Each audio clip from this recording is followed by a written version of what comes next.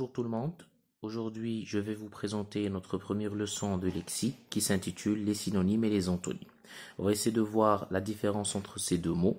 On va essayer de comprendre ce que sont les synonymes en premier en nous basant sur l'observation des exemples suivants que vous allez voir dans la vidéo. Les exemples sont les suivants. Les enfants prennent toujours la même route.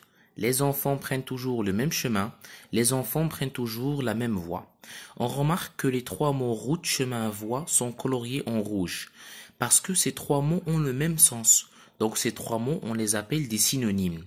En nous basant sur les exemples qu'on voit dans l'observation, on peut déduire la règle. On appelle synonymes des mots qui ont le même sens ou presque le même sens. Il en existe plusieurs. Prenons à titre d'exemple, magnifique, beau, splendide, merveilleux, ce sont des synonymes. Énorme, grand, gigantesque et immense sont aussi des synonymes.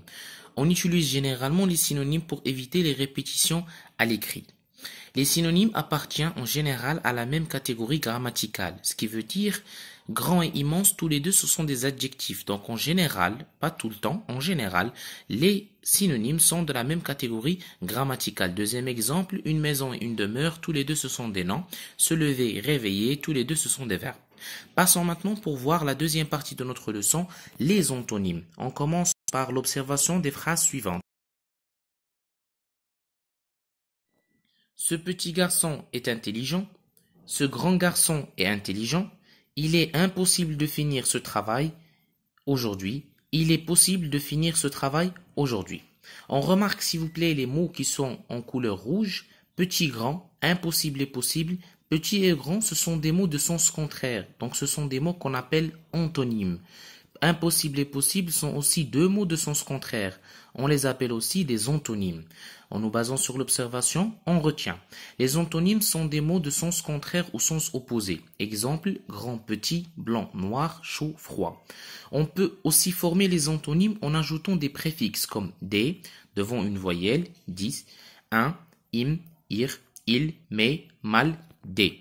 Donc ce sont des préfixes qu'on voit dans les exemples. Le mot possible, son contraire impossible, agréable, désagréable, adresse, maladresse, abordable, inabordable, régulier, irrégulier, branché, débranché, légal, illégal. Ce sont des mots de sens contraire formés en ajoutant des préfixes. Pour mieux comprendre la leçon d'aujourd'hui, on va voir les exercices d'application suivants. On va commencer par un premier exercice, la consigne dit « Relie les mots qui sont synonymes ». On a plusieurs mots, on doit relier chaque mot à son synonyme. On a le mot maison, paresseux, noir, peur, s'amuser, grand, bateau. Dans l'autre côté, flemmard, s'éclater, trouille, obscur, demeure, vaisseau, immense.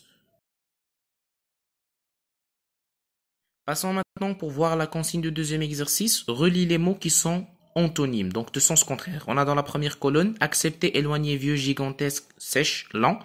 Deuxième colonne, rapprocher, jeune, refuser, humide, minuscule, court.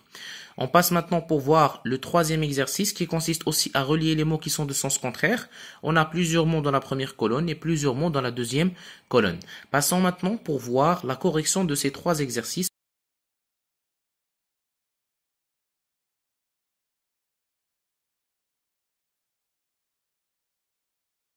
Pour le premier exercice, on relie les synonymes maison, demeure, paresseux, flemmard, noir, obscur, peur, trouille, s'amuser, s'éclater, grand, immense, bateau, vaisseau. On a relié chaque mot à son synonyme.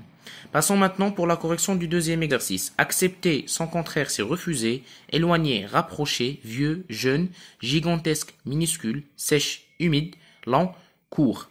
Passons pour voir la correction du troisième exercice. Possible, impossible, désagréable, agréable, réalisable, irréalisable, heureux, malheureux, normal, anormal, illogique, logique. J'espère que vous avez compris notre leçon. J'espère que vous allez très bien. Je vous remercie beaucoup pour votre attention et je vous dis à la séance prochaine. Surtout, s'il vous plaît, restez chez vous.